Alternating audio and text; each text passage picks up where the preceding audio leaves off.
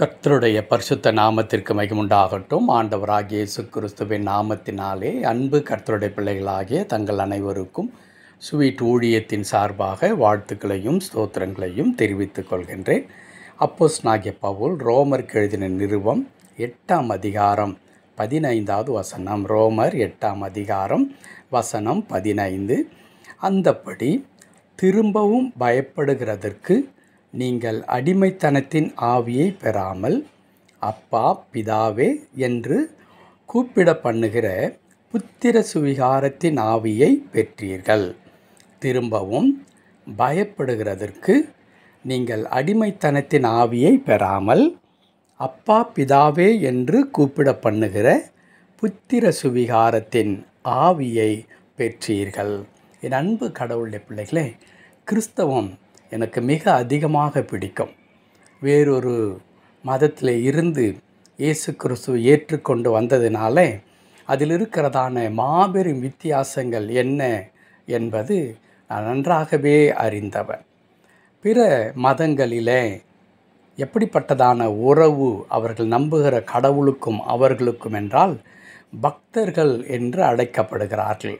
ஆகையால் தான் நீங்கள் அவருடைய வழிபாட்டு முறைகளிலே நீங்கள் பார்ப்பீர்களானால் ஏதோ ஒரு இடத்திலே தூரத்தில் கூனி குறுகி நின்று தங்களை வருத்தி கொண்டு அந்த தெய்வத்தை தேட வேண்டும் என்கிறதான எண்ணம் அவர்களுக்குள்ளாய் வருகிறது.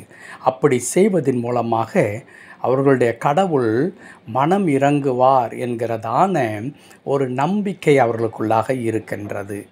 ஆகையால் இந்த பக்தர் கடவுள் என்கிறதான அந்த நிலை அவர்களை தூரத்தில் நிறுத்தி தன்னுடைய கடவுளுக்கு அருகிலே வரவிடாதபடிக்கு அது தடை செய்கின்றது. ஆனால் கிறிஸ்தவத்தில் என்ன நிகழ்கிறது என்று நாம் வாசிக்கிறோம் என்றால் அப்படிப்பட்டதான கடவுளும் பக்தர்களும் என்று அல்ல. இப்பொழுது நாம் வாசித்தோம் ரோம திருச்சபைக்கு பவுல் மிக அற்புதமான ஒரு புதிய உறவு நிலையை இங்கு சொல்லுகின்றார். இதோ உங்களை தேடி வந்திருக்கின்ற அல்லது உங்களை ரட்சிக்கும்படியாய் தம்முடைய ஒரே பேரான குமாரனை கொடுத்த அந்த அண்ட சராசரங்களையும் உருவாக்கின கடவுள், வானத்தையும் பூமி உண்டாக்கின கடவுளிடத்தில் நீங்கள் ஒரு பக்தர்களாக வந்து உங்களை அப்படியே வருத்தி கொண்டு நிற்க வேண்டிய அவசியம் இல்லை. பயந்து பயந்து அவரை தேட வேண்டிய அவசியமில்லை. அடித்து விடுவாரோ, கொன்று விடுவாரோ, தண்டித்து விடுவாரோ என்றெல்லாம் நீங்கள் பயப்பட தேவையில்லை. ஒரு பிள்ளை தன் தகப்பனிடத்தில் எவ்வளவு தாராளமாக உரிமையாக ஓடி சென்று அப்பா என்று அவருடைய கழுத்தை கட்டி கொள்ளுமோ, அவருடைய கரத்தை பற்றி கொள்ளுமோ, அவருடைய மடியிலே போய் உட்கார்ந்து கொள்ளுமோ, அதே வண்ணமான உறவு நிலையை நீங்கள் அப்பா பிதாவே என்று கூப்பிட பண்ணுகின்ற அந்த பிள்ளை என்கிறதான உரிமையை, அதை தான் இங்கே புத்திர சுவிகாரத்தின் ஆவியை பெற்றீர்கள் என்று எழுதியிருக்கிறது. அந்த நீங்கள் பிள்ளைகள் என்கிறதான அந்த உரிமையை, அந்த அற்புதமான ஒரு வாய்ப்பை கிறிஸ்தவம் நமக்கு வழங்குகிறது. நம்முடைய கடவுளை நாம் அப்பா என்று அழைக்கலாம். அவரிடத்தில் எல்லாவற்றையும் சொல்லலாம். அது மாத்திரமல்ல, எந்த இடத்திலுமிருந்து கூப்பிடலாம், எந்த நிலையிலுமிருந்து கூப்பிடலாம். நாம் எங்கே இருந்து கூப்பிட்டாலும் அவர் நமக்கு செவி கொடுக்கின்ற ஆண்டவராக இருக்கிறார். வேதத்தில் இருக்கிற பரிசுத்தவான்கள் ஒவ்வொருவருடைய வாழ்க்கையை நீங்கள் பார்ப்பீர்களானால் தெரியும். ஆகார் எங்கே இருந்து ஆண்டவரை கூப்பிடுகிறார்? வனாந்திரத்திலிருந்து கூப்பிடுகிறார். யோனா எங்கிருந்து கூப்பிடுகின்றார்? மீனின் வயிற்றிலிருந்து கூப்பிடுகின்றார். தாவீது கடவுளை எங்கே இருந்து கூப்பிடுகிறார்? அவர் மலைகளிலும் குகைகளிலும் இருந்து கூப்பிடுகிறார். இப்படி ஏனைய மக்களை நாம் சொல்ல முடியும்.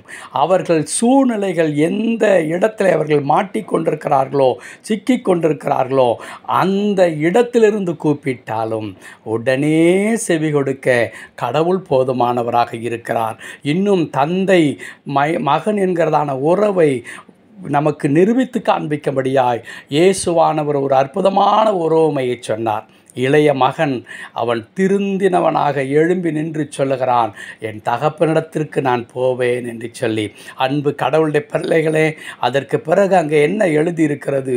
தூரத்திலே மகன் வருகிறதை தகப்பன் தான் பார்க்கின்றார், மகன் கிட்டே ஓடி வந்து கதவை தட்டி அப்பா இருக்கிறாரா, அவரை நான் பார்க்க வேண்டும் என்றெல்லாம் கேட்கவில்லை.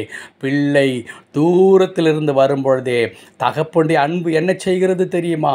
அவருடைய வயதை கூட பொருட்படுத்தாமல், அதோ என் பிள்ளை வந்து கொண்டிருக்கிறார், நான் ஓடி அவனை அணைத்து கொள்ளட்டும் என்று ஓடுகின்றார். ஆம், கடவுள் அப்படிப்பட்டதான அன்பை தான் நம் மீது வைத்திருக்கிறார். ஆகையால் நீ தூரத்தில் நில்லு என்று சொல்லவில்லை. அவர் ஓடி வந்து நீ என்னை அப்பா என்று அழைத்த இடத்துல வா, நான் உன்னை பொறுப்படுத்திக் கொள்ளுகிறேன் என்று சொல்லுகிறார். என் அன்பு கடவுளுடைய பிள்ளைகளே, கடவுள் உங்கள் தந்தையாக இருக்கிறபடினாலே உங்களுடைய பிரச்சனை எல்லாவற்றுக்கும் ஒரு முடிவை, ஒரு தீர்வை வைத்திருக்கிறார். பயப்படாதிருங்கள், தகப்பன் கட்டாயம் செய்து முடிப்பார். தகப்பன் பிள்ளைக்கு உதவாமல் ஒருவரும் அமைதியாக இருக்க மாட்டார்கள் அல்லவா? ஆகையினால் இந்த அன்பாண்டவரை தொடர்ந்து பற்றிக்கொள்வோம். தேவன் பெரிய காரியங்களை செய்வாராக. ஆமென், ஆமென்.